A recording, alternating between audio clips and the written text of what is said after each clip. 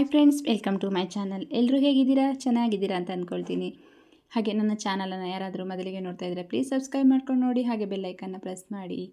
ನಾನಿವತ್ತು ಮಂಗಳೂರು ಸೌತೆಕಾಯಿಯಿಂದ ಒಂದು ಪಲ್ಯ ಮಾಡ್ತಾಯಿದ್ದೇನೆ. ಮಂಗಳೂರು ಸೌತೆಕಾಯಿಯನ್ನು ಮಂಗಳೂರು ಸೌತೆಕಾಯಿ ಹುಳಿ ಮಾಡ್ತಾರೆ, ತುಂಬ ಚೆನ್ನಾಗಿರುತ್ತೆ. ನನ್ನ ವೀಡಿಯೋಸ್ ಇದರಲ್ಲಿ ಕೂಡ ನಾನು ಹಾಕಿದ್ದೀನಿ ವಿಡಿಯೋ, ಮಂಗಳೂರು ಸೌತೆಕಾಯಿ ಹುಳಿ ಅಂತೇಳಿ.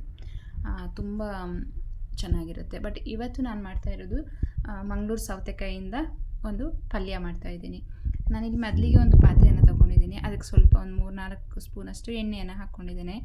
ಎಣ್ಣೆ ಬಿಸಿ ಆದ ತಕ್ಷಣ ಸಾಸಿವೆ ಹಾಕ್ಕೊಂಡಿದ್ದೇನೆ. ಈ ಮಂಗಳೂರು ಸೌತೆಕಾಯಿ ಉಂಟಲ್ಲ, ಸ್ವಲ್ಪ ಸಪ್ಪೆ ಸಪ್ಪೆ ಬರ್ತದೆ, ಹಾಗಾಗಿ ಪಲ್ಯ ಮಾಡಿದರೆ ತುಂಬ ಟೇಸ್ಟಾಗಿ ಚೆನ್ನಾಗಿರುತ್ತೆ. 1 ಸ್ಪೂನು ಕಡಲೆಬೇಳೆ, 1 ಸ್ಪೂನು ಉದ್ದಿನಬೇಳೆಯನ್ನು ಹಾಕ್ಕೊಂಡಿದ್ದೇನೆ. ಎಲ್ಲವೂ ಕೂಡ ಫ್ರೈ ಆಗ್ತಾಯಿದೆ. ಇವಾಗ ಸ್ವಲ್ಪ ಕರಿಬೇವನ್ನು ಹಾಕಿ ಚೆನ್ನಾಗಿ ಒಗ್ಗರಣೆನ ಫ್ರೈ ಮಾಡಿಕೊಡುವ. ನಾನಿಲ್ಲಿ 1 ಈರುಳ್ಳಿಯನ್ನು ಕಟ್ ಮಾಡಿ ತೊಗೊಂಡಿದ್ದೇನೆ. ಈರುಳ್ಳಿ ಸಹ ಸೇರಿಸ್ಕೊಳ್ತೇನೆ.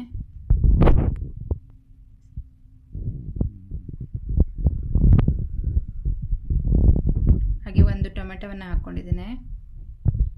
ಎಲ್ಲ ಕೂಡ ಮಿಕ್ಸ್ ಮಾಡಿಕೊಳ್ಳುವ.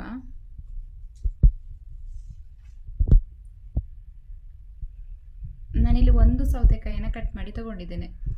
ಒಂದು ದೊಡ್ಡ ಸೈಜಿದು 1 ಸೌತೆಕಾಯಿ, ಅಂದರೆ ತುಂಬ ದೊಡ್ಡದಲ್ಲ, ಮೀಡಿಯಮ್ ಸೈಜಲ್ಲಿ 1 ಸೌತೆಕಾಯಿಯನ್ನು ಕಟ್ ಮಾಡಿ ತೊಗೊಂಡಿದ್ದೇನೆ.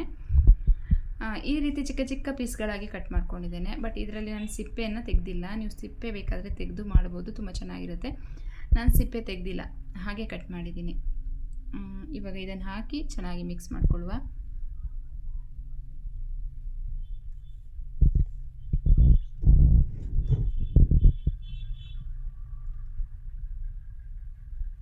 ಇದನ್ನು ನಾನು ಫಸ್ಟಿಗೆ ಬೇಯಿಸ್ಕೊಳ್ತಾ ಇಲ್ಲ, ಹೀಗೆ ಒಗ್ಗರಣೆಲ್ಲ ಇದನ್ನು ಬೇಯಿಸ್ತಾ ಇದ್ದೇನೆ.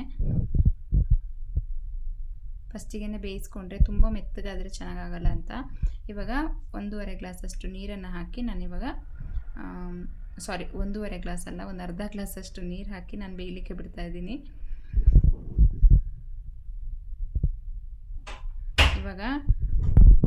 ಇವಾಗ ನೋಡಿ, ಸ್ವಲ್ಪ ಬೆಂದಿದೆ.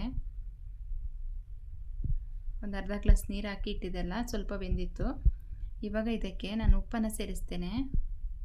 ಉಪ್ಪು ಮತ್ತೆ ಬೇಕಾದರೆ ನೀವು ಹಾಕ್ಕೊಳ್ಬೋದು, ಕಡಿಮೆ ಅನಿಸಿದರೆ. ಇವಾಗ ನಾನು ಎಷ್ಟು ಬೇಕಷ್ಟು ಉಪ್ಪು, ಹಾಗೆ 1/4 ಸ್ಪೂನು ಟರ್ಮರಿಕನ್ನು ಹಾಕಿ ಚೆನ್ನಾಗಿ ಮಿಕ್ಸ್ ಮಾಡ್ತಾ ಇದ್ದೀನಿ. ಇವಾಗ ಮತ್ತೆ ಲಿಡ್ಡನ್ನು ಕ್ಲೋಸ್ ಮಾಡಿ ಸ್ವಲ್ಪ ಹೊತ್ತು ಬಿಡೋಣ. ಇವಾಗ ನಾನು ಮಸಾಲೆ, ಅಂದರೆ ನಾನು ಇಲ್ಲಿ ಪೌಡ್ರ್ ಮಾಡಲಿಕ್ಕೆ ಮಸಾಲೆ ರೆಡಿ ಮಾಡ್ಕೊಳ್ತಾ ಇದ್ದೀನಿ. ನೀವು ಪೌಡ್ರ್ ಆಲ್ರೆಡಿ ಮಾಡಿಟ್ಟಿದ್ರೆ ಅದನ್ನೇ ಯೂಸ್ ಮಾಡ್ಬೋದು. ನಾನಿಲ್ಲಿ 1 ಹಿಡಿಯಷ್ಟು ಬ್ಯಾಡಗಿ ಮೆಣಸಿನ್ಕಾಯಿ ತೊಗೊಂಡಿದ್ದೀನಿ. ಹಾಗೆ 1-2 ಸ್ಪೂನು ಧನಿಯಾ, 1 ಸ್ಪೂನಷ್ಟು ಜೀರಿಗೆ. ನಾನಿಲ್ಲಿ ಪೌಡ್ರ್ ಮಾಡಿಕೊಂಡು ಮತ್ತೆ ಯೂಸ್ ಮಾಡ್ತಾ ಇದ್ದೀನಿ. ಅಂಗಡಿಯಿಂದ ತಂದು ಹಾಕೋದಕ್ಕಿಂತ ನಾವು ಮನೇಲೇ ಮಾಡ್ಕೊಳ್ಳೋದು ಬೆಸ್ಟು. ಇವಾಗ 1/4 ಸ್ಪೂನಷ್ಟು ಕಾಳು ಮೆಣಸು ಹಾಕ್ಕೊಂಡಿದ್ದೀನಿ. 1/4 ಸ್ಪೂನಷ್ಟು ನಾನಿಲ್ಲಿ ಮೆಂತ್ಯವನ್ನು ಹಾಕ್ಕೊಳ್ತೀನಿ. ಎಲ್ಲವನ್ನೂ ಕೂಡ ಚೆನ್ನಾಗಿ ಫ್ರೈ ಮಾಡಿಕೊಳ್ಳುವ. ಈಗ ಸ್ವಲ್ಪ ಕರಿಬೇವನ್ನು ಹಾಕ್ಕೊಳ್ಳುವ, ಫ್ಲೇವರ್ ತುಂಬ ಚೆನ್ನಾಗಿ ಬರುತ್ತೆ.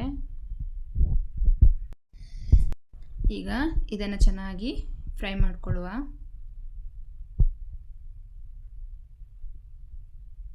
ಈಗ 1/4 ಸ್ಪೂನಷ್ಟು ನಾನಿಲ್ಲಿ ಇಂಗನ್ನು ಸೇರಿಸ್ತಾ ಇದ್ದೇನೆ. ಇಂಗನ್ನು ಹಾಕಿ ಚೆನ್ನಾಗಿ ಮಿಕ್ಸ್ ಮಾಡಿಕೊಳ್ಳುವ ಒಂದ್ಸಲ.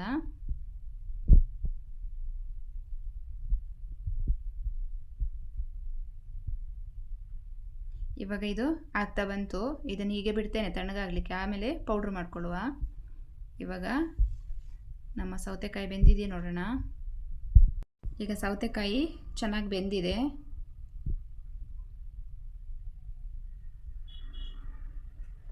ಇವಾಗ ನಾನು ಪೌಡ್ರ್ ಮಾಡಿಟ್ಕೊಂಡಿದ್ದೀನಲ್ಲ, ಅದರಲ್ಲಿ ನಾನೊಂದು 2 ಸ್ಪೂನಷ್ಟು ಪೌಡ್ರನ್ನು ಇದಕ್ಕೆ ಸೇರಿಸ್ತೇನೆ, ಮಸಾಲೆ ಪೌಡ್ರು.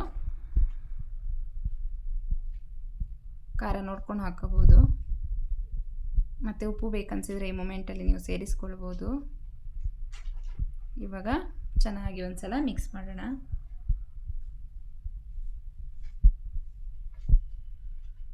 ಇಲ್ಲಿ ಒಂದು ಸ್ವಲ್ಪನೇ ಹುಣಸೆಹಣ್ಣನ್ನು ನೆನೆ ಹಾಕಿ ಅದರ ರಸವನ್ನು ತೆಗೆದಿಟ್ಕೊಂಡಿದ್ದೇನೆ, ಅದನ್ನು ಕೂಡ ಸೇರಿಸ್ಕೊಳ್ತಾ ಇದ್ದೀನಿ. ಹಾಕಿ ಮಿಕ್ಸ್ ಮಾಡ್ಕೊಳ್ತೀನಿ. ಇವಾಗ ಎಲ್ಲವನ್ನು ನೀಟಾಗಿ ಒಂದು ಸಲ ಮಿಕ್ಸ್ ಮಾಡಿಕೊಳ್ಳುವ.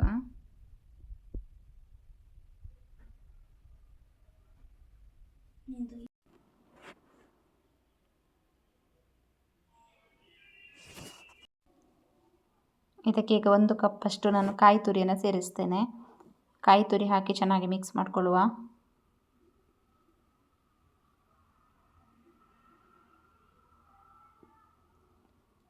ನಮ್ಮ ಸೈಡೆಲ್ಲ ಕುಂದಾಪುರ ಸೈಡೆಲ್ಲ ಕೊಚ್ಚಕ್ಕೆ ಗಂಜಿ ಮಾಡ್ತೇವೆ ನಾವು.